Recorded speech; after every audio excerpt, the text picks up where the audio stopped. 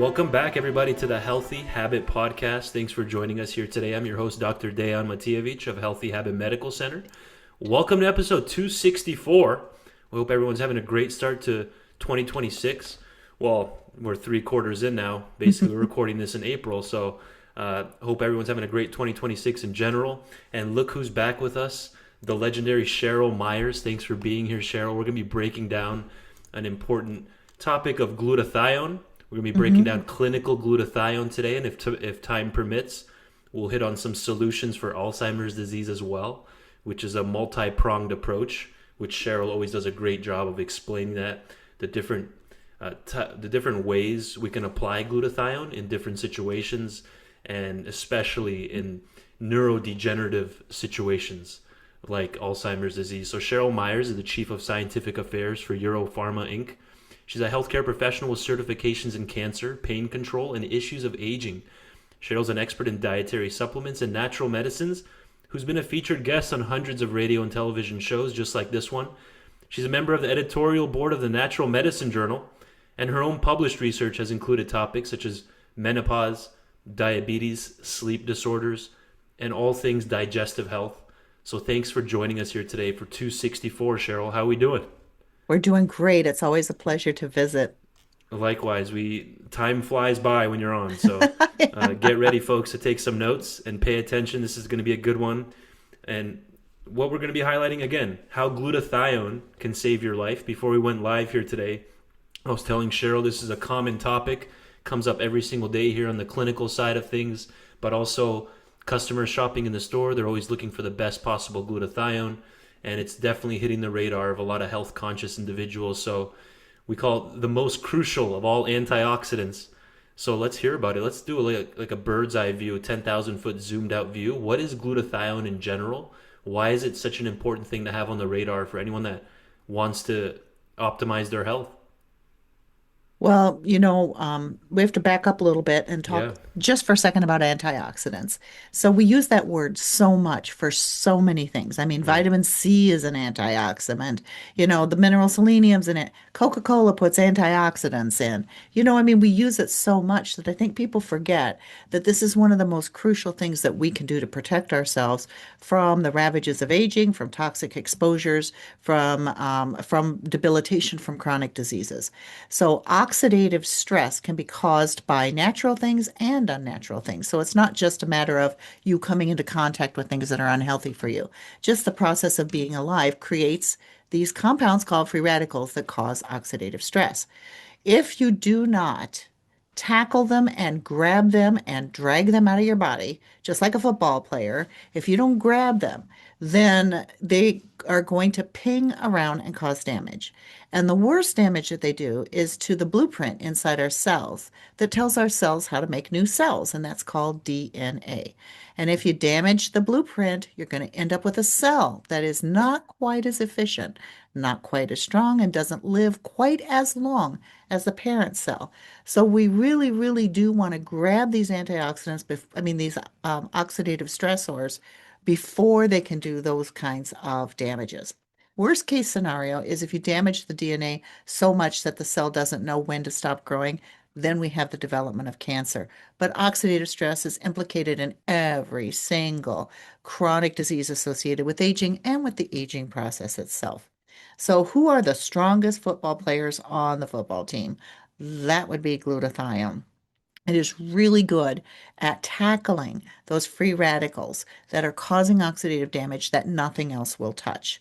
So there is no single antioxidant that does everything. I wish that there was. Wouldn't it be nice to just take a couple hundred milligrams of vitamin C every day and boom, no more oxidative stress? Right. No, they all have their specialists. So the kinds of antioxidants that may take out certain free radicals may not work on another kind. Well, one of the hardest to quench, hardest to tackle free radicals in the body is called the hydroxyl free radical. And we create hydroxyl free radicals every single day. What is required? That would be glutathione. That's the only thing that really does a great job of tackling those hydroxyl free radicals. So glutathione can address oxidative stress at a level that other antioxidants cannot. Now, most of our antioxidants come from the foods that we eat, our green leafy salads and our oranges and all these wonderful plants that we consume every single day, just chock full of antioxidants.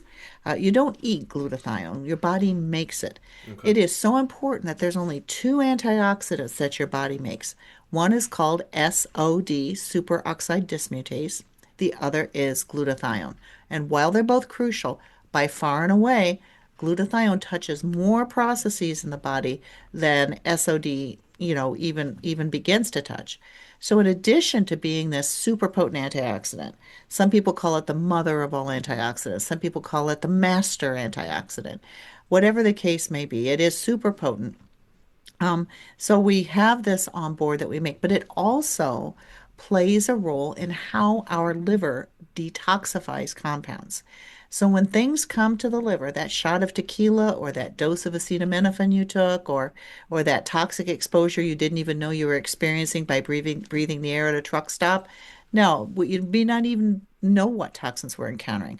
But they go to the liver, and the liver does a little presto changeo. It has to change the shape of those toxins so that it can deposit them in bile, which I call the toxin taxicab, and drip it into the intestines so it can be carried out of the body when the food train leaves the station.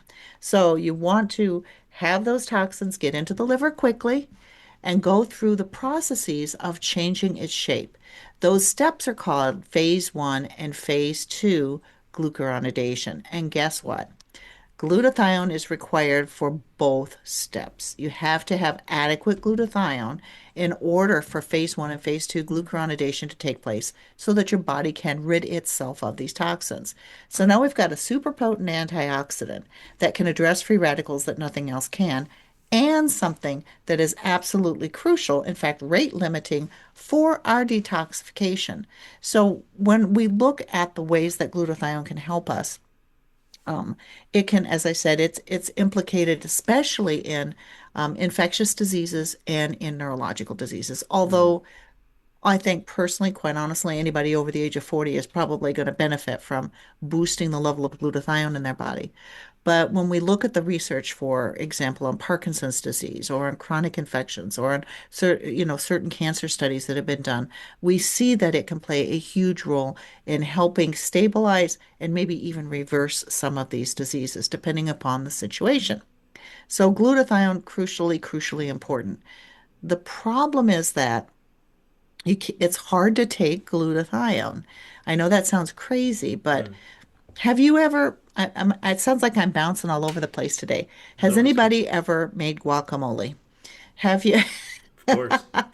And when I make it, I drizzle a little bit of lemon juice or lime juice on Mm. top so it stays green until I serve it. Okay. Because guacamole turns brown like that. Fast. Because avocados are such good antioxidants that the air challenge they take that they are turned brown from oxidative stress, from Right. their oxygen exposure very quickly. Now, if you chop up some carrots, eventually they will turn brown, but not as fast as Mm. avocados will. Now, a glutathione is also one of those that it gets depleted quickly by exposure to different kinds of processes outside the body and inside the body. So the absolute best way to boost glutathione in your body is to get it intravenously. That's when somebody puts it in a syringe or a bag, and they have the tubes and the needle that's inserted into your arm, and they do this in a lot of integrative clinics around the country. But it's expensive. It's usually not covered by insurance. Right. And some people live very far away from these centers. And so, what do we do to help them? One way to address problems with getting more glutathione on board, and by the way, by the time we're 60 years old, we're making about half as much. Our glutathione machine is slowing down. We're making about half as much glutathione as when we were 19 or 20. So, in order to try to restore those more youthful levels, as I said, intravenous is best. Some folks have tried putting in raw materials. The most common is N-acetylcysteine, NAC. And NAC is a fabulous decongestant, but it's not the best in older people or people with diseases at boosting glutathione. Right. It is a raw material, but remember, It's not lack of raw materials that's causing the slowdown. It's the machine. The machine is not working as well as it used to. So if you're 30 years old and you want more glutathione on board because you're an ultra marathoner and it might increase your time by 2.5 minutes, take all the NAC precursor you want. Good for you. You'll probably boost your glutathione levels. But if you're 70 years old and you have Parkinson's disease, you can't get predictable increases in glutathione because it's not the raw material, it's the machine we've got to bypass that machine somehow. So then the next step is individuals have put glutathione in capsules, pills, tablets, whatever. The problem is the digestive process, the process by which the intestines pull the glutathione into the body oxidizes it. Mm, So it turns it from a green avocado to a brown avocado very quickly. Well, we don't want brown avocados. We want the green ones. right. We want the active glutathione. We want it to have all of its antioxidant superpowers intact. If it's already oxidized, it doesn't have superpowers anymore. Mm, Is it going to hurt you? No. Is it going to help you? Maybe not so much. right. Because when you put used up glutathione that is already oxidized, they call that inactive glutathione, into your body has to do one of two things. Just like if you have a problem with your car, you have to do one of two things. You either have to exert the time, the energy, and the money to repair the car so that it runs again, or you have to invest the time and the energy to chop the car off and sell it off for its. That's what the body has to decide. When you put used up glutathione on board, does it try to expend the energy to try to make it active again? Or does it just say, nope, and it just breaks it into amino acids and they go into the amino acid pool? So that's why that's not a way that we can use to help people get higher levels of glutathione. So Great. the reason we're talking about all of this is that there's a company in France that created a process by which glutathione is released under the tongue. It's Mm, sublingual, so it bypasses digestion entirely. They put in some compounds from pomegranate, which itself is a potent antioxidant. These little compounds are called punicalagins, and it keeps the glutathione in its active form as it's being absorbed in the mouth. So it's a slow melt tablet, takes about 20-25 minutes, dissolving under the tongue, and they have shown that compared to encapsulated glutathione, it can raise the ratio of active to inactive glutathione in just a couple of weeks, 230% difference between the two. The wow. active glutathione is dramatically increased, first noticeable after only 10 or 11 days of use. The active levels go up. This is what we want. Active goes up, inactive goes down. We want that ratio to be at least 95% in the active form, less than 5% in the inactive. If you keep dumping inactive glutathione in the body, it's going to be 80% in the active form and 20% in the inactive form. So Right. that's why it's important. I hope I'm not being too confusing to No, folks, that but you want to feed the right side of the equation. it reminds me, Cheryl, of this is related, but like when I do blood work and check hormones like testosterone for both Hmm. men and women, we'll check Hmm. both total testosterone as well as free testosterone. So someone can have amazing levels of total, but the free can be low, off the charts low, outside of the range. So it looks like they have great production of Hmm. testosterone, but the body's not actually using it, like that Yeah, active form, right. the bioavailable one. So that's basically the same situation. That's a perfect analogy. You may, just because, and that's what you sometimes see with companies that are selling encapsulated glutathione, or even if they are selling glutathione that is like enteric coated or something, they talk about how much glutathione they're delivering, but nobody's talking about what are you giving? Are you giving green avocados or brown avocados, right? Right. And we don't want the brown ones. We want the nice, fresh, green, super potent antioxidant. Absolutely. So, folks, 264 here. We're talking with Cheryl Myers, all things clinical glutathione. You mentioned that company out of France, Cheryl, Hmm. which is behind the product here, the Terry Naturally Clinical Glutathione. And I'll pull up a screen share here in a moment, which is basically what you were discussing there. It's a high absorption sublingual antioxidant supplement designed to support cellular health Hmm. immunity and detoxification. You have a lot of published papers referring to glutathione as the master antioxidant. And the reason why is because it helps prevent brain and nerve damage, stops tumor progression, cancer growth. It helps you detoxify properly in general, ridding your body of health threatening toxins, protects you from DNA damaging oxidative stress, like you mentioned in the beginning of today's episode. It reduces the risk and slows down things like Parkinson's, Alzheimer's, other neurodegenerative diseases. Overall, promotes longevity by protecting those telomeres, and which is you can go deep on on that topic of telomeres and DNA and chromosome health, and then improves the ratio of active versus oxidized glutathione. So, and you mentioned NAC, which really it helps recycle glutathione. Like it's not a reliable way to boost active levels of glutathione, but the glutathione we do have already in the bloodstream or in the system, NAC can maybe help keep that around what we already have. So, and as I pull this screen share up, you can introduce us then into the Terry Naturally clinical glutathione and what separates it from the pack. Well, that's talking about that process that they created in France. That's something that we license for use in the United States.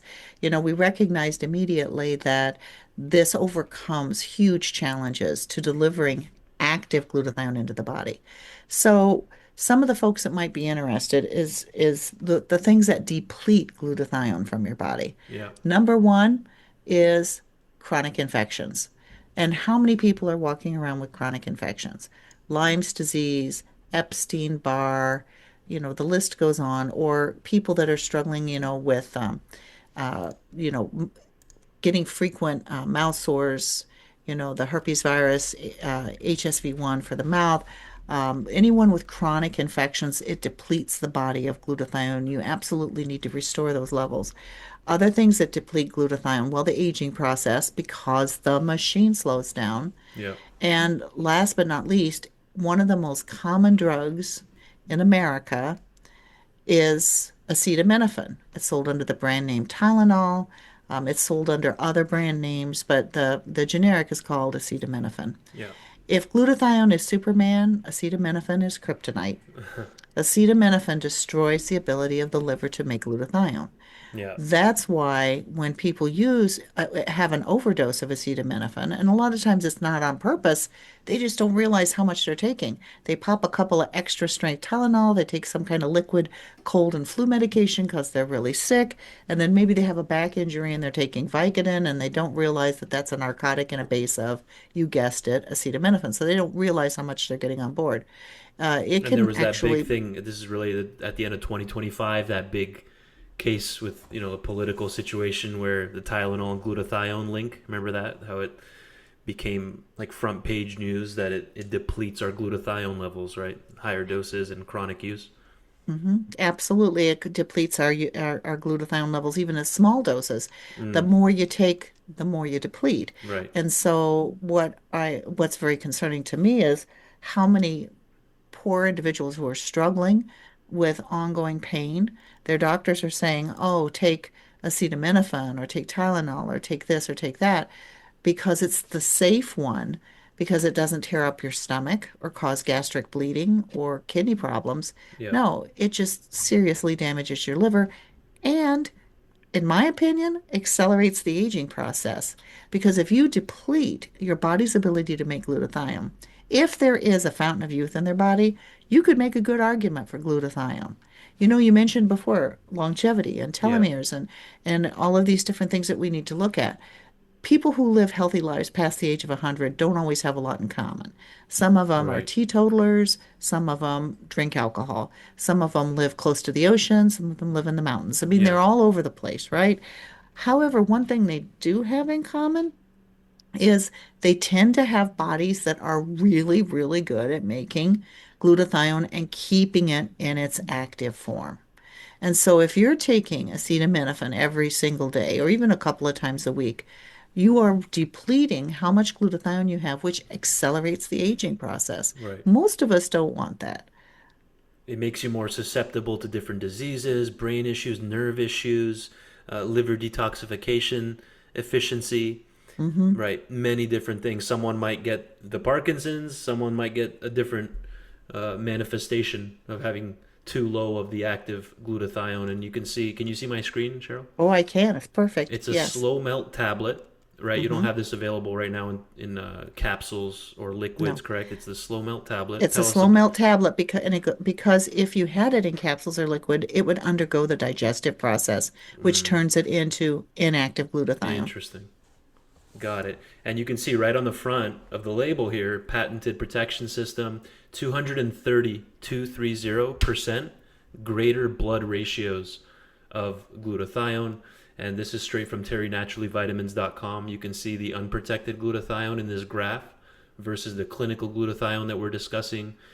And this is between day 1 and day 21, so 3 weeks of taking this glutathione supplements, one versus the other.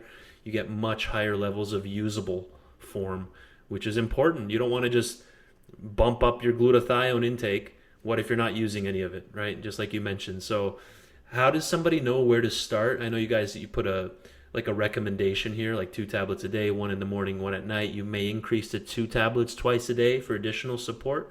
But how does somebody know if they're just generally shopping in the store? How do they know where to start? Maybe they can run it by their preventative physician for more guidance. But if someone doesn't have a doctor, how would they go about this? If you are like me and you don't have any specific problems that are related to lack of glutathione production, I Yeah, take a half to one a day just for prevention because I am getting to an age where my machine is slowing down and I want more glutathione on yeah. board.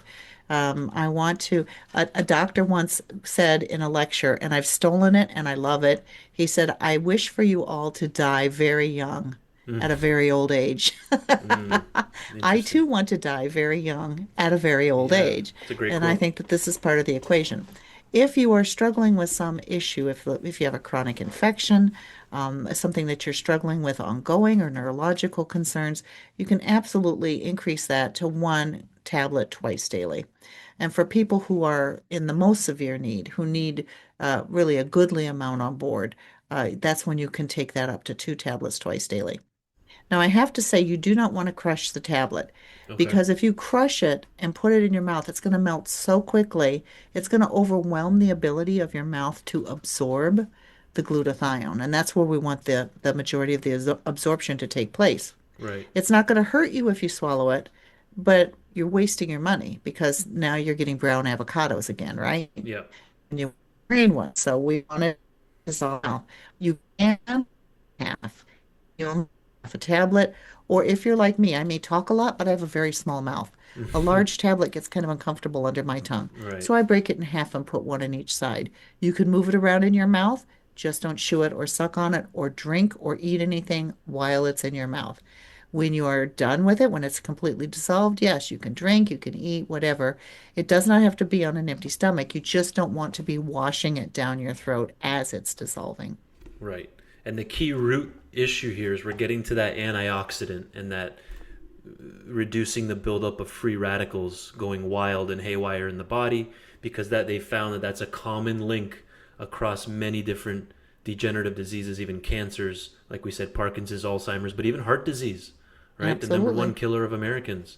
The common root across all these different diseases is this oxidation that has gotten out of control in the body. So glutathione comes in and it helps regulate all that, slows all that down, and get the body firing better on all cylinders, right?